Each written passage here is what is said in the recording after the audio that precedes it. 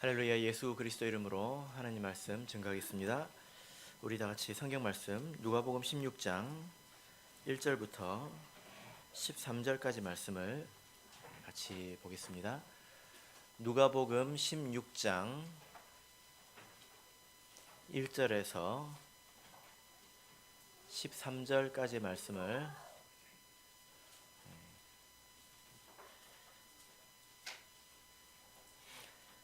찾으셨으면 저와 여러분이 한 절씩 교독하도록 하겠습니다. 누가복음 16장 1절. 또한 제자들에게 이르시되 어떤 부자에게 청지기가 있는데 그가 주인의 소유를 허비한다는 말이 그 주인에게 들린지라.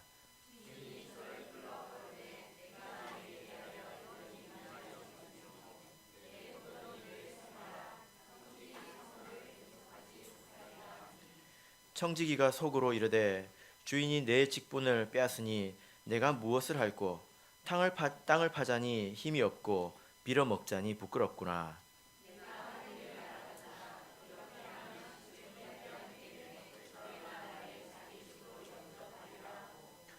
주인에게 빚진 자를 낱낱이 불러다가 먼저 온 자에게 이르되 내가 내 주인에게 얼마나 졌느뇨.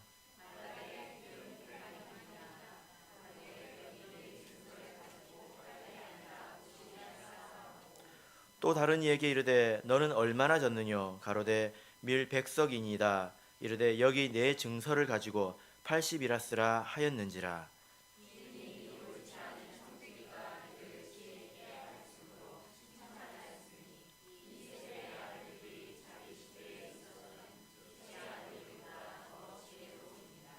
내가 너희에게 말하노니 불의의 제물로 친구를 사귀라.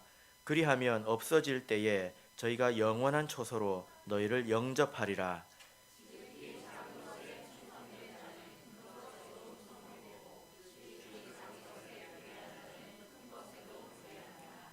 너희가 만일 불의한 제물에 충성치 아니하면 누가 참된 것으로 너희에게 맡기겠느냐.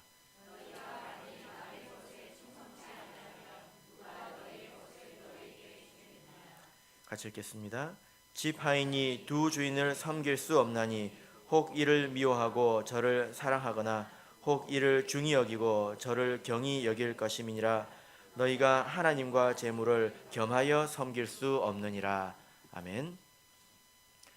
네, 오늘 이 시간은 불의한 청지기에게 배우라 라는 제목으로 하나님 말씀을 증거하겠습니다. 우리 성도님들께서 천재와 바보의 차이를 들어보신 적이 있으십니까? 어떤 사람이 천재이고 어떤 사람이 바보입니까? 이런 이야기를 들어본 적이 있습니다. 천재는 바보에게서도 배울 것을 찾는 사람이 천재이고, 바보는 어떤 사람일까요?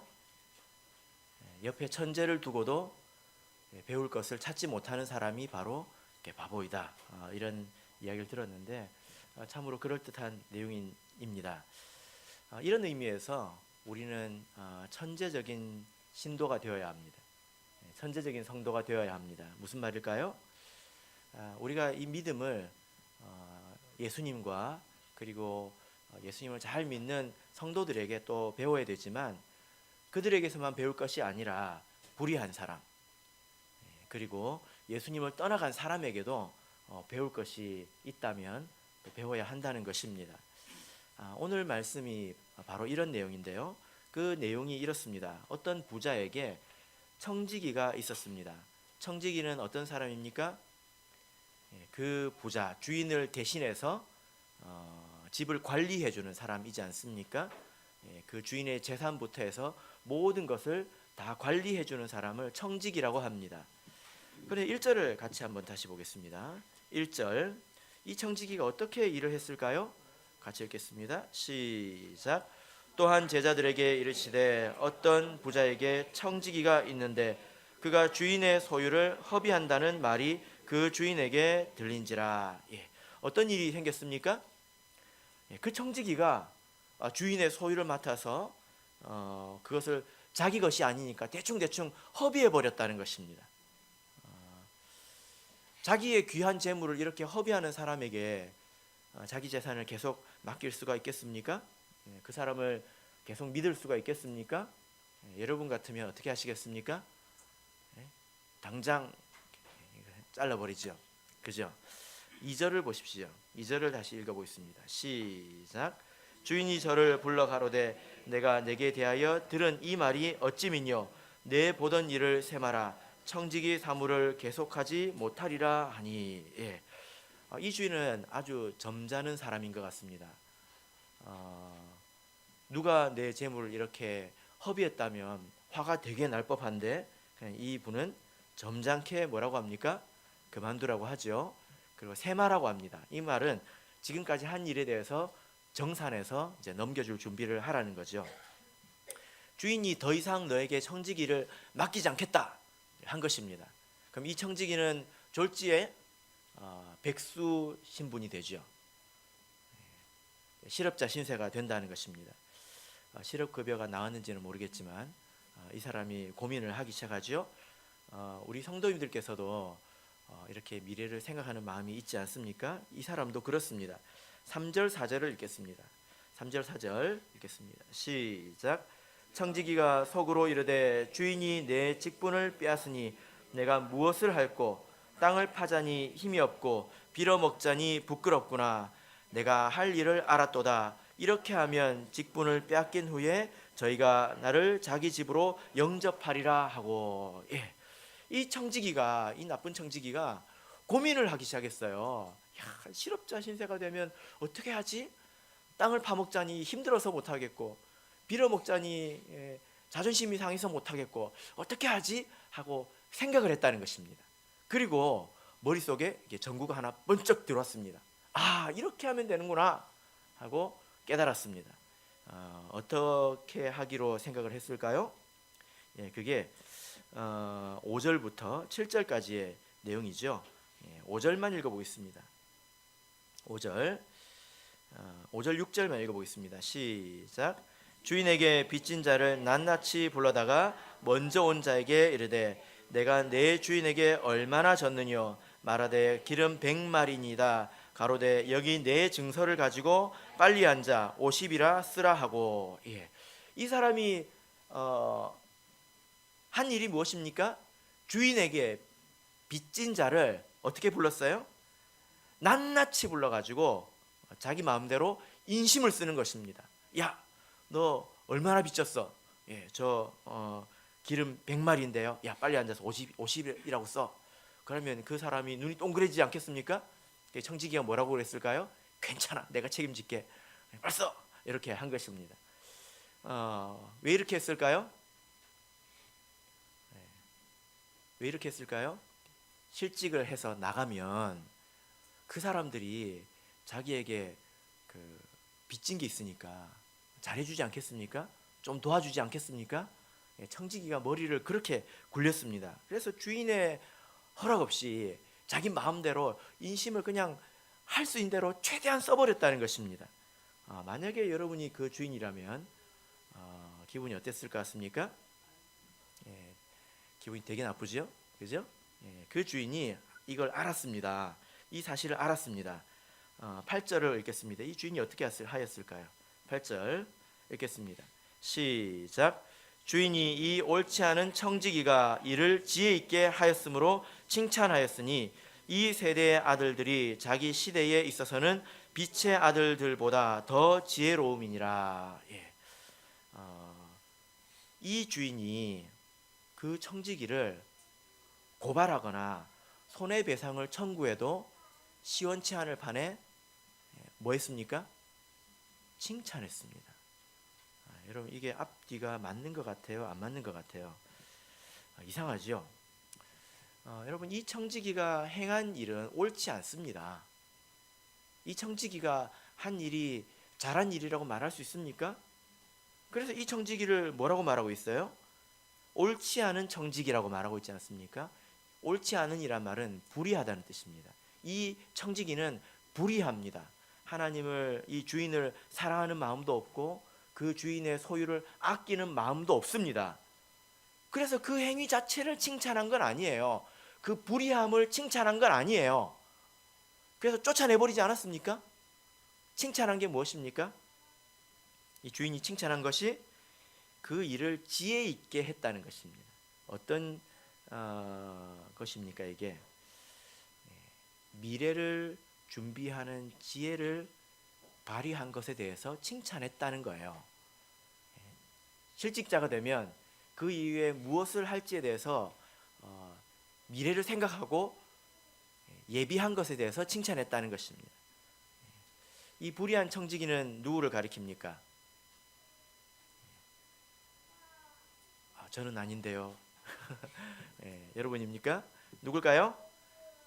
8절 보시면 이 주인이 옳지 않은 청지기가 이를 지혜 있게 하였으므로 칭찬했으니 하고 수식을 하시는데, 이 세대의 아들들이 자기 시대에 있어서는 빛의 아들들보다 더 지혜로움이니라. 그래서 이 불의한 청지기는 이 세대의 아들들을 말합니다. 이 세대의 아들들은 이 세상의 사람들을 말하는 것입니다. 곧 하나님 안에 있지 않은 불신자들을 이 세대의 아들들이라고 말하지요. 그래서 세상적으로 보자면 미래를 준비하는 데 있어서 이 세상 사람들이 빛의 아들 된 성도들보다 훨씬 더 지혜롭다는 것입니다. 여러분 이 말에 대해서 공감하십니까? 요즘 그 세상 사람들이 노후를 준비하는 것을 이렇게 보면 정말로 철저합니다. 빈틈이 없습니다. 그죠? 그래서 여기저기 연금도 들고 여기저기 투자도 하고 되게 정보를 많이 모으고 노력을 합니다. 제가 20대 후반, 30대 초반에 걸쳐서 직장 생활을 할 때 같이 일하던 동료들이 재테크를 하고 뭐 이런저런 투자를 하고 그런 모습을 보면서 제가 스스로 어떻게 느꼈냐면, 나는 바보구나, 이런 생각을 했습니다. 그 사람들이 얼마나 철저하게, 얼마나 빈틈없이 이것을 준비하는지, 나는 완전히 바보네, 이런 생각을 제가 속으로 했습니다. 심지어 그 사람들이 말하는 말도 이해를 못 하겠더라고요. 그 말에 단어도 잘 모르는 단어들을 이렇게 쓰는 것을 봤습니다. 세상 사람들이 이렇게 빈틈이 없다는 거예요. 저는 완전히 무대책이죠.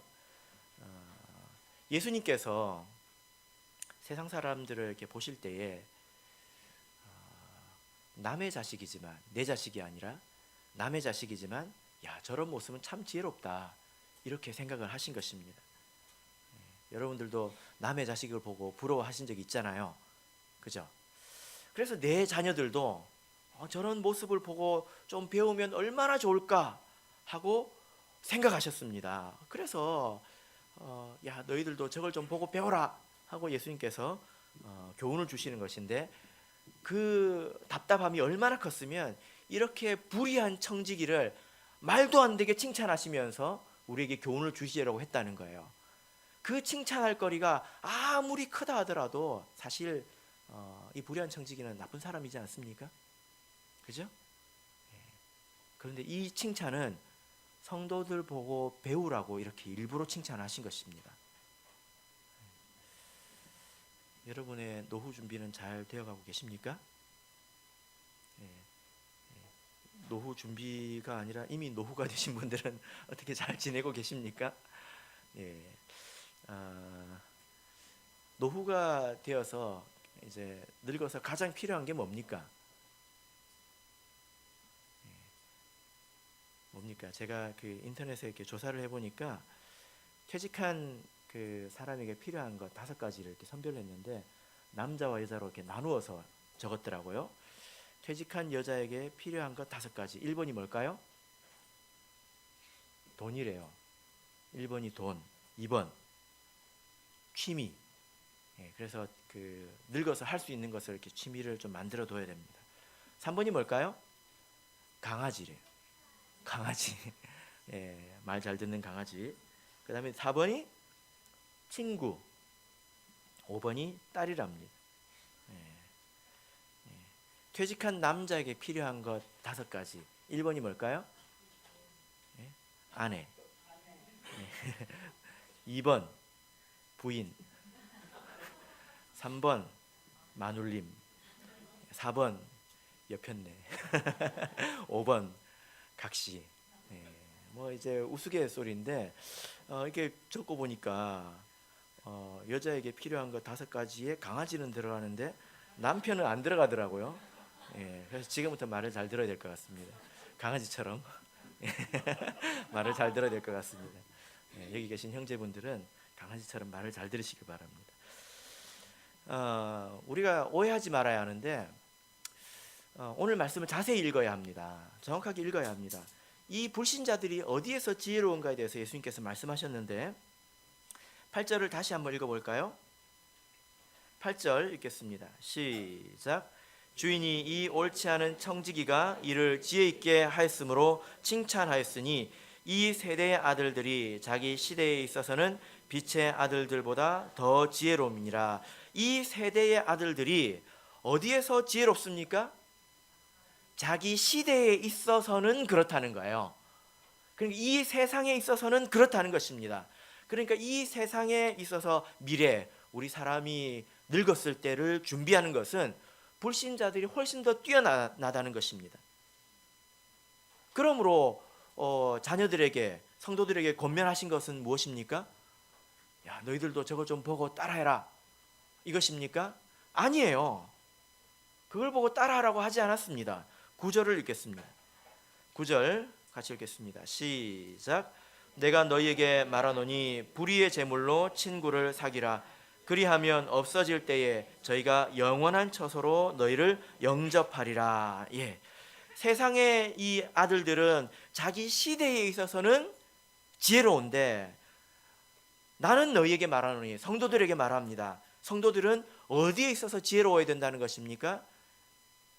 영원한 처소를 만드는 데 있어서 지혜로워야 된다는 거예요. 성도들에게는 영원을 준비하는 그런 지혜가 있어야 된다는 것입니다. 세상 사람들이 이제 우리가 세상에 뭐 노후를 준비하고 이런 데 대해서 무지한 것처럼 세상 사람들은 영원한 삶을 준비하는 데 있어서 아주 무지합니다. 잘 모릅니다. 깊이 생각해 보지 않았습니다. 마태복음 25장을 보겠습니다. 마태복음 25장 31절에서 32절을 보겠습니다. 마태복음 25장 31절 32절을 같이 읽겠습니다. 시작.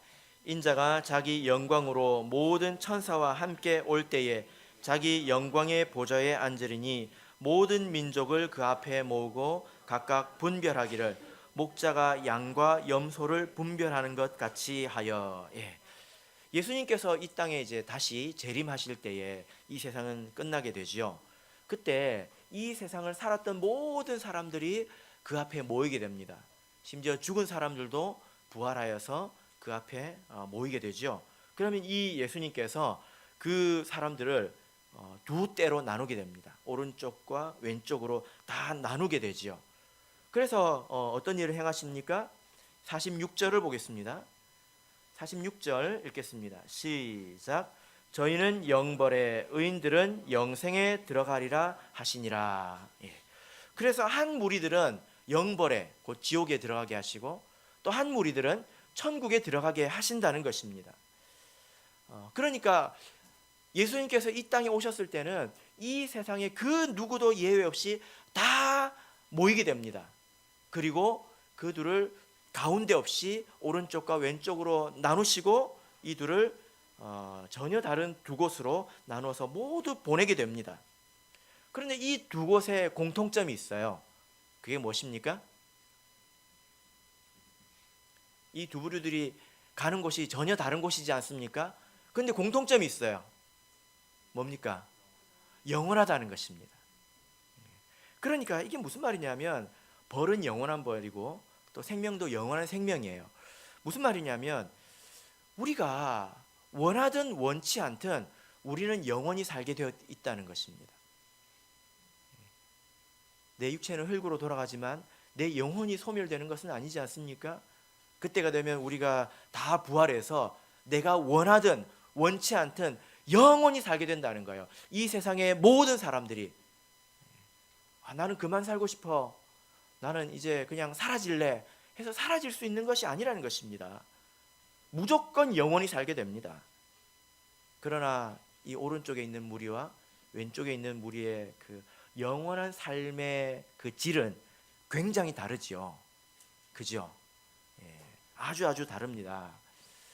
그래서 우리 성경을 이렇게 보면, 또는 우리 성도들 가운데서 하나님께서 환상을 통해서 천국과 지옥을 경험하게 해주신 그 이야기들을 들어보면 지옥은 굉장히 괴로운 곳입니다. 성경에서는 불에 타는 곳으로 묘사하고 있지 않습니까? 그 고통의 크기가 중요한 것이 아니라 이것이 영원하다는 거예요. 천국이 얼마나 좋은 것인가도 중요하지요. 그러나 더욱더 중요한 것은 영원하다는 거예요. 그러니까 우리 노후는 길어봐야 50년입니다. 길어봐야 50년입니다. 그러나 우리는 영원히 살게 된다는 거예요. 세상 사람들은 이 노후에 대해서 준비하는 지혜가 탁월하지만 우리 성도들은 그 사람들이 노후를 준비하는 것처럼 빈틈없이 철저하게 영원한 생명을 준비해야 된다는 것입니다. 우리 성도님들께서 노후에 대해서 너무 염려하시지 않아도 됩니다. 하나님, 우리가 믿는 하나님은 여호와 이레의 하나님이지 않습니까? 하나님께서 다 예비하십니다. 그것을 믿으시기 바랍니다. 우리는 영원한 삶을 준비해야 됩니다. 그래서 노후를 잔뜩 준비해 놓은 사람들은 늙기만을 기다리고 있죠. 65세만 되기를 기다리고 있잖아요. 왜 그래요? 돈이 막 따박따박 나오니까 그때부터 등산도 다니고 이제 얼마나 그 마음이 든든하겠습니까? 그런가요? 예. 엊그저께 뉴스를 보니까 국민연금을 우리나라에서 제일 많이 받는 사람이 209만 원을 받는다고 그러더라고요. 예. 막 부러운 소리가 예, 들리네. 천국 간다고 하면 이런 소리가 안 나오던데. 예, 우와. 우와 하고 나네. 예, 마음속에서 우러난 것 같은데. 예. 그런데 우리가 영생을 준비하는 그 지혜를 가지고 영생에 대한 확신이 있으면 죽음이 두렵지 않습니다. 어쩌면 죽기만을 기다리고 있을지도 모르겠습니다. 그죠? 여러분, 영생에 대해서 준비를 많이 하고 계십니까? 영생에 대한 준비를 어떻게 하고 계십니까? 어떻게 준비를 해야 될까요? 우리가 말씀을 통해서 답을 얻을 수 있습니다. 자, 9절을 보겠습니다. 누가복음 16장 9절 같이 읽겠습니다. 누가복음 16장 9절 같이 읽겠습니다. 시작.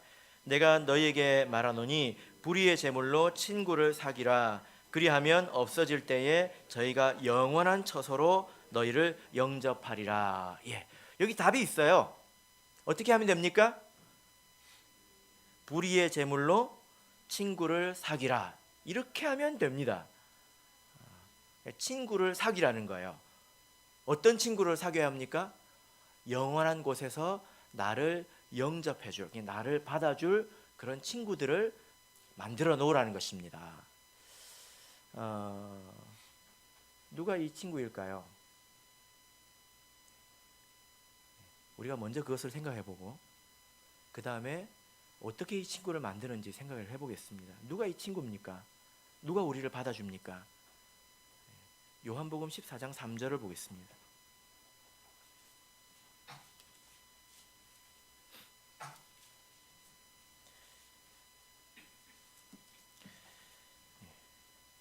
요한복음 14장 3절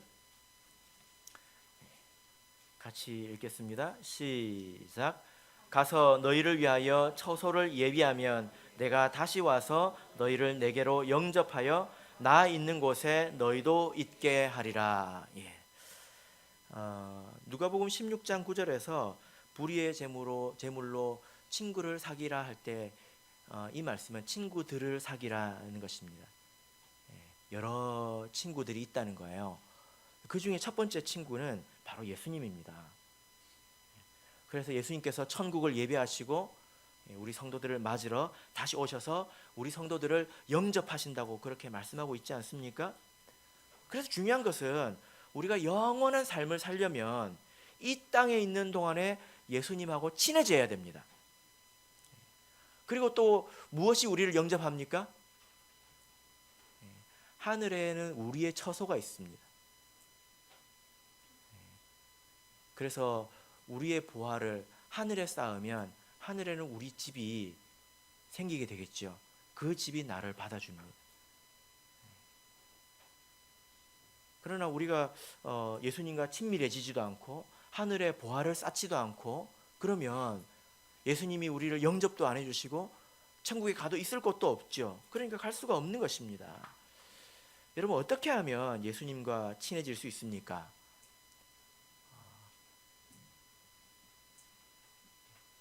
이것은 관계를 말하지 않습니까? 우리가 예수님을 알지만 그 친밀한 관계의 깊이는 다를 수 있습니다. 예수님과 어떻게 친밀해질 수 있습니까?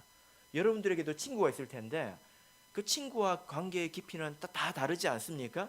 어떻게 친밀해질 수 있습니까? 우리가 말씀 안에서 답을 찾아야 될 것입니다. 누가복음 16장 9절을 보겠습니다. 누가복음 16장 9절 다시 한번 읽어보겠습니다. 시작. 내가 너에게 말하노니 불의의 제물로 친구를 사귀라. 그리하면 없어질 때에 저희가 영원한 처소로 너희를 영접하리라. 어떻게 친구를 사귀어야 합니까? 불의의 제물로. 이게 무슨 뜻일까요? 이 불의의 제물이라는 것은 나쁜 일을 해서 번 돈으로 친구를 사귀라는 뜻이 아닙니다. 이 불의라는 것은 세속의 이런 뜻입니다. 그러니까 이 불의의 재물은 뭡니까? 돈을 말하는 거예요. 불의의 재물. 이 세상에서 통용되는 그 돈을 말하는 것입니다. 공동번역 성경이 이것을 잘 이렇게 번역을 했는데 뉘앙스가 이것입니다. 그러니 잘 들어라. 세속의 재물로라도 친구를 사귀어라. 그러면 재물이 없어질 때에 너희는 영접을 받으며 영원한 집으로 들어갈 것이다. 세속의 재물로라도 친구를 사귀어라. 재물로라도 이게 참 중요합니다. 10절 11절을 보겠습니다. 왜 이런 이야기를 하는지 10절 11절 같이 읽겠습니다. 시작. 지극히 작은 것에 충성된 자는 큰 것에도 충성되고 지극히 작은 것에 불의한 자는 큰 것에도 불의하니라. 너희가 만일 불의한 재물에 충성치 아니하면 누가 참된 것으로 너희에게 맡기겠느냐. 이 두 구절을 보면 두 가지를 대비하고 있습니다. 그죠? 작은 것과 큰 것.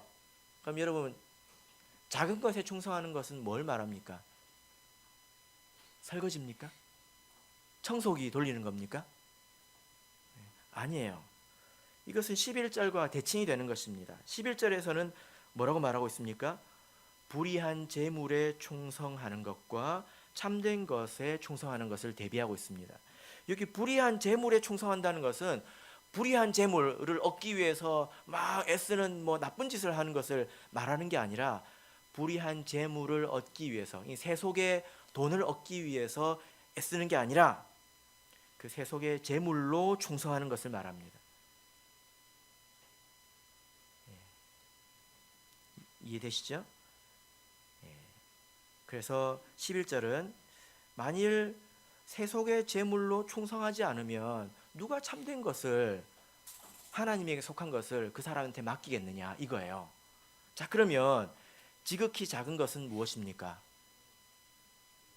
돈으로 하나님을 섬기는 것을 말합니다. 지극히 큰 것은 무엇입니까? 참된 것으로 하나님을 섬기는 것을 말해요. 충성하는 것을 말합니다. 정리해 봅시다. 예수님과 친밀해지고 친구를 많이 만드는 방법은 작은 것부터 큰 것까지 충성하는 것입니다. 그죠? 그래서 10절을 보면 작은 것에 충성된 자는 큰 것에도 충성되다고 말하고 있어요. 그러면 작은 것에 충성된 자가 큰 것에도 충성될 텐데 가장 작은 것에 충성하는 것이 무엇입니까? 돈으로 하나님을 섬기는 것을 말해요. 돈으로도 하나님을 섬기지 못하는 사람은 다른 것으로 하나님을 섬기지 못합니다. 중요한 것은 그 이전에 충성된 자가 하나님과 친밀해진다는 겁니다. 예수님과 친밀해진다는 거예요. 그 예를 한번 볼까요?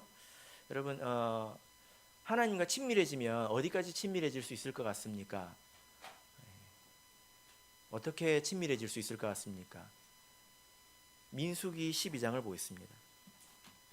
민수기 12장을 보겠습니다.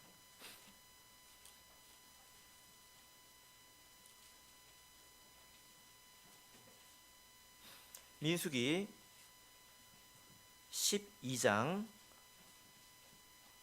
1절, 2절. 민수기 12장 1절, 2절을 같이 읽겠습니다. 시작. 모세가 구스 여자를 취하였더니 그 구스 여자를 취하였으므로 미리암과 아론이 모세를 비방하니라. 그들이 이르되 여호와께서 모세와만 말씀하셨느냐 우리와도 말씀하지 아니하셨느냐 하매 여호와께서 이 말을 들으셨더라. 지금 이제 민수기 12장에서 나오는 내용이 뭐냐면 모세가 구스 여자를 아내로 맞았다는 것입니다. 원래 모세에게는 아내가 있지 않습니까? 근데 이 구스 여자는 아프리카 사람을 말해요. 흑인종을 말합니다. 근데 이것에 대해서 그 누나 되고 형이 된 미리암과 아론이 비방을 했습니다. 근데 이것만 가지고 정말로 잘못했는지 아닌지는 알 수가 없어요. 왜냐하면 그 아내가 이미 죽었을 수도 있고 여러 가지 상황이 있을 수 있습니다. 그런데 이 그 비방이 하나님 보시기에 부당했던 것 같습니다. 그런데 부당한 이 비판을 받을 때 모세가 참았어요. 왜 참았을까요? 모세는 온유한 사람이기 때문에 그렇습니다. 여러분들처럼 온유한 사람이라서 비판을 받을 때 참았다는 거예요. 근데 누가 못 참았습니까? 하나님이 못 참았습니다. 2절 보세요. 여호와께서 이 말을 들으셨더라 해가지고 어떻게 하냐면요, 모세와 이 미리암과 아론을 따로 부르십니다. 따로 불러서 상담에 들어가죠. 너희들 이리 좀 와보라 이렇게 해서 이야기를 합니다.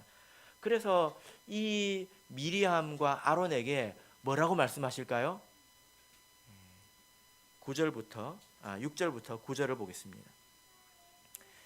6절부터 9절까지 보겠습니다. 같이 읽겠습니다. 시작. 이르시되 내 말을 들으라. 너희 중에 선지자가 있으면 나 여호와가 이상으로 나를 그에게 알리기도 하고 꿈으로 그와 말하기도 하거니와 내 종 모세와는 그렇지 아니하니 그는 나의 온 집에 충성됨이라. 그와는 내가 대면하여 명백히 말하고 은밀한 말로 아니하며 그는 또 여호와의 형상을 보겠거늘 너희가 어찌하여 내 종 모세 비방하기를 두려워 아니하느냐. 여호와께서 그들을 향하여 진노하시고 떠나시매. 이 부당한 비판에 대해서 모세는 참았는데 하나님이 그 사람들을 불러서 화를 내신 겁니다. 그리고 진노하시고 불러서 야 너희들하고 나하고의 관계가 모세와의 관계와 같은 줄 아느냐? 너희들이 모세 같은 줄 아느냐? 하고 화를 내고 나가버리셨어요.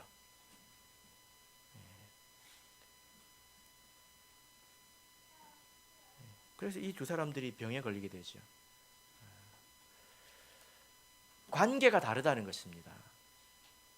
근데 이렇게 하나님과 모세는 친밀했고 미리암과 아론은 그에 비해서 부족했습니다. 왜 그랬을까요? 그 이유가 무엇입니까? 성경에서 뭐라고 말하고 있습니까? 7절을 보십시오. 내 종 모세와는 그렇지 아니하니 다르다는 거예요.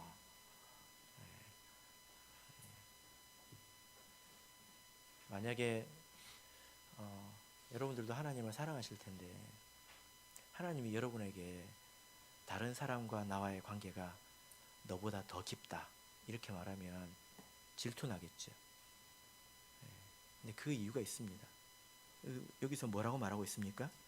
그 이유가 무엇입니까? 충성되었다는 것입니다. 충성했다는 것입니다. 하나님 일에 충성했다는 거예요.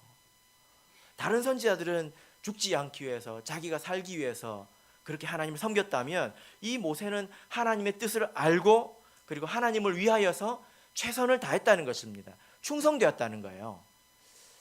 여러분, 어떤 것이 충성된 것입니까? 충성되었다는 것은 어떤 것을 말합니까?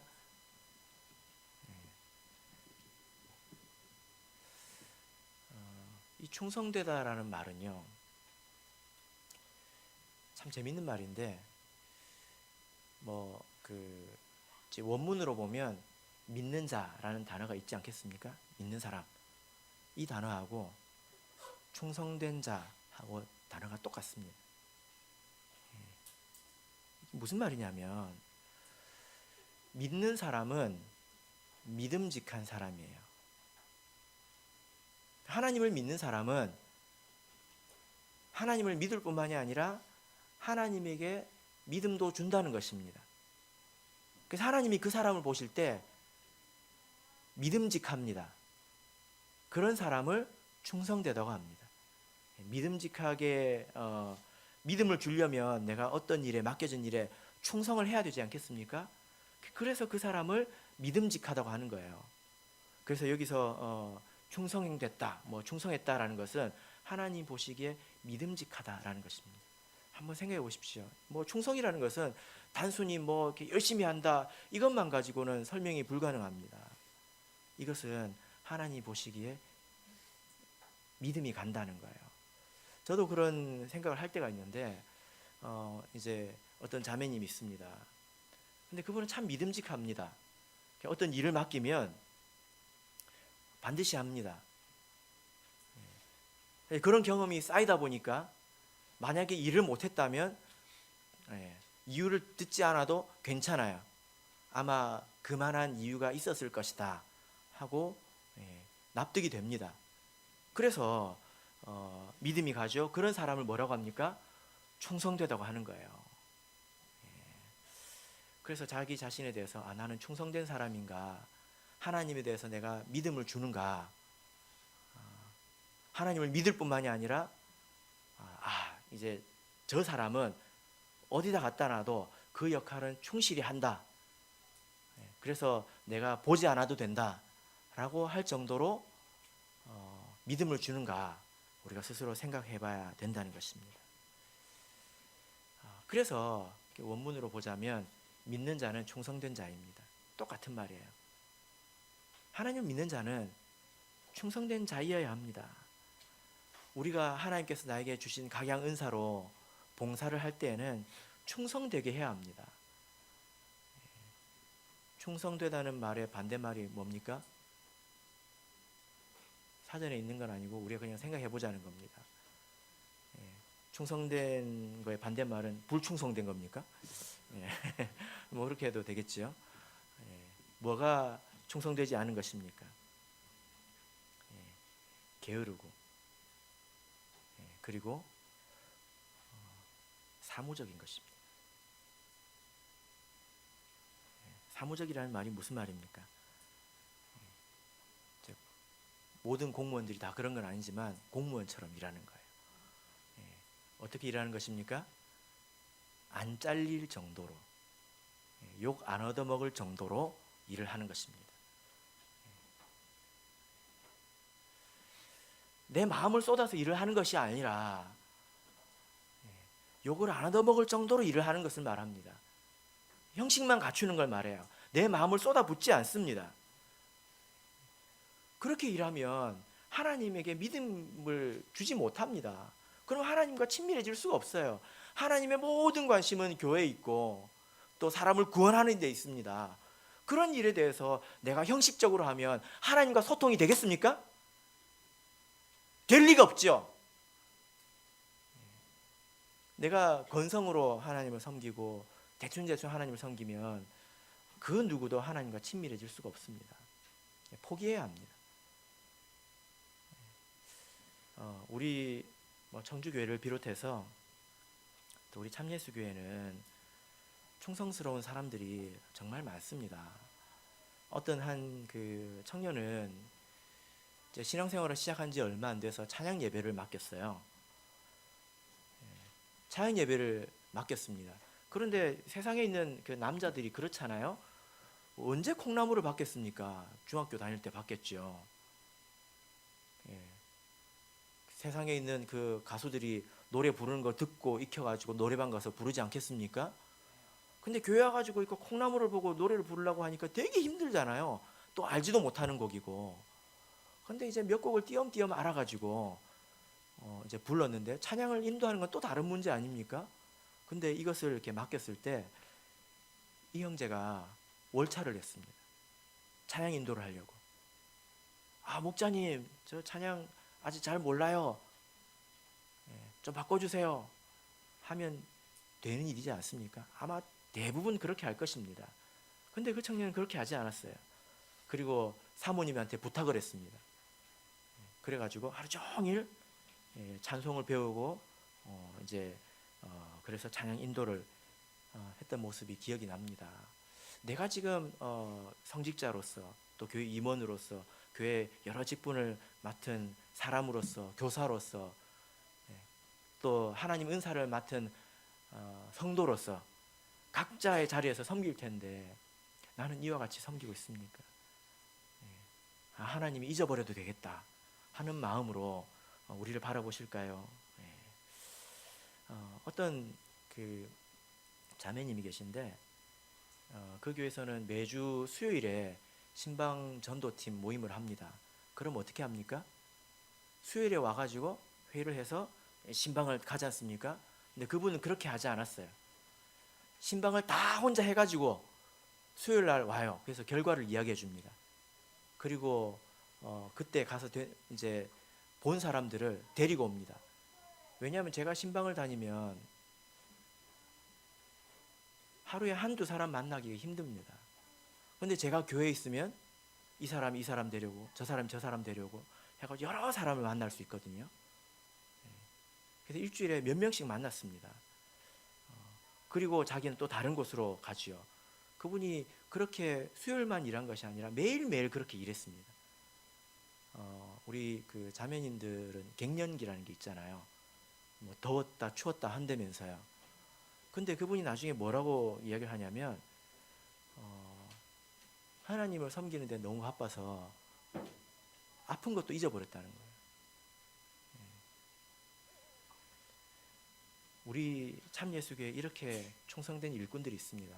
하나님께서 그런 분들을 보실 때에 믿음직스러워 하시지 않겠습니까? 그리고 그 사람들은 갈수록 하나님과 소통하게 됩니다. 하나님 뜻이 무엇인지 더 깊이 알게 되고 또 하나님께서 내 마음을 알아주신다는 것을 스스로 깨달아가게 됩니다. 지금 우리 교회 이제 내년 2019년도 계획을 세우고 있는데 많은 생각을 이렇게 저도 하고 있습니다. 그런데 어떤 제도와 어떤 뭐 행사를 한다 하더라도 우리 각자 성도가 충성되지 않으면 모든 것이 사실 의미가 없는 것입니다. 그렇지 않겠습니까? 그리고 우리가 하나님과 관계가 깊어지기가 힘듭니다. 이렇게 충성하는 것을 통해서 우리가 천국을 예비할 수 있다는 거죠. 자, 그러면 여러분, 충성하는 일 중에서 가장 작은 일이 뭐라고요? 이 말에 동의가 되십니까? 물론 뭐 돈을 뭐 10억씩 내고 이런 거는 작은 일은 아니에요. 그런 말을 하는 게 아니라 선교를 하는 것보다 선교 헌금을 내는 게 쉽습니다. 선교 헌금을 안 내는 사람이 자기 일을 그만두고 선교하러 가겠습니까? 안 그러지요. 종교 교육을 헌금을 내는 것이 내가 교사로 성장해서 섬기는 것보다 훨씬 쉽습니다. 그렇지 않습니까? 누가복음 16장을 보겠습니다.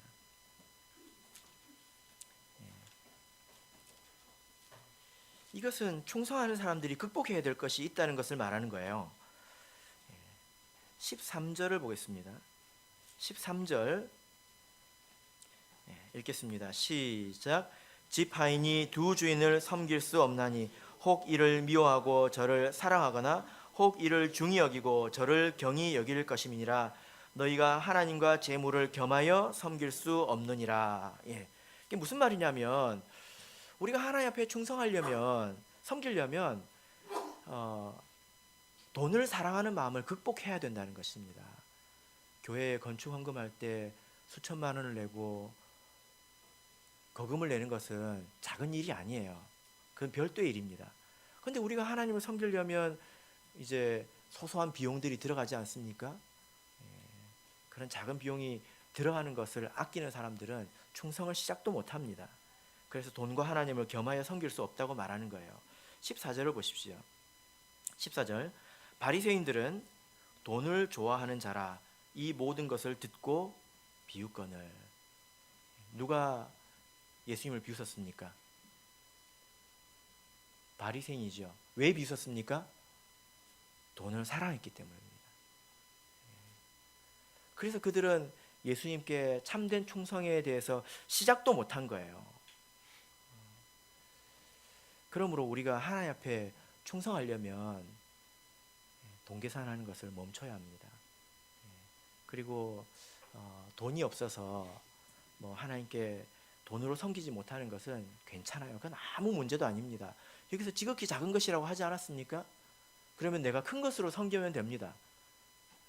하나님께서 그것을 책망하지 않습니다. 그것에 대해서 오해하실 필요가 전혀 없어요. 그래서 오늘 이 말씀을 요약하는 말씀이 잠언에 있습니다. 잠언 28장을 보겠습니다. 20절. 잠언 28장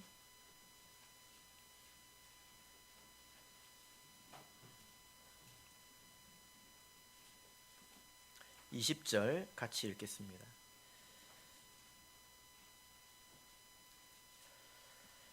읽겠습니다. 시작. 충성된 자는 복이 많아도 속히 부하고자 하는 자는 형벌을 면치 못하리라. 여기서 충성된 자와 속히 부하는 자를 대비시키고 있습니다. 왜 이렇게 대비시키고 있습니까? 부하려고 하는 사람은 충성하기가 힘들어요. 돈을 사랑하는 사람은 하나님 앞에 헌신하기가 힘듭니다. 그러나 돈을 사랑하는 마음을 버리고 하나님 앞에 먼저 충성하면 하나님께서 복을 내려주십니다. 이것을 믿으시기 바랍니다. 예수님께서 좀 많이 답답하셨던 것 같아요. 이 비유의 말씀을 읽어보면 말도 안 되는 사람을 칭찬하셔서 그거라도 보고 배우라고 지금 말씀하고 계십니다. 이 불의한 청지기의 그 행위를 보고 배우라고 말씀하고 있지 않습니까? 우리 성도들이 세상 사람들에게 속아가지고 노후를 준비하는데 애쓰고 그러니라고 하나님 앞에서 충성하지 못한다면 우리에게 영생이 없습니다.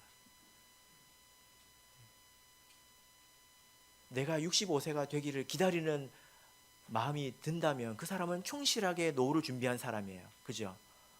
천국도 마찬가지입니다.